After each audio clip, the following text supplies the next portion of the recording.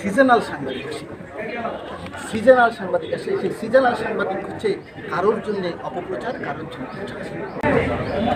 আমি রিটার্নিং অফিসারদেরকে পরিষ্কার করে বলতে চাই, বলেছি যে তারা যেন প্রেস ক্লাব কয়টা আছে যশোরে, এই একটা প্রেস ক্লাবের সভাপতি এবং সাধারণ সম্পাদককে নিয়ে বসে এবং আমাদের যে ফরম্যাট আছে, পলিসি আছে, সেই পলিসি অনুযায়ী সবাই দরখাস্ত করবে।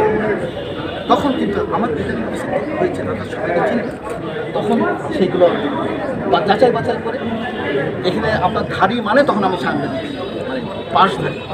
সো পাঁচটার মধ্যেও কিন্তু অনেক সময় দুই নম্বর হইতে পারে বা অতীতের কথা বলতে চায় না, বাট এখন থেকে স্বচ্ছতা এবং তারা এনটাইটেল সব জায়গায় যেতে পারবে, অনেকে যেতে পারবে না, ভোট কেন্দ্রে যেতে পারবে, আমরা অনেকে যেতে পারবো।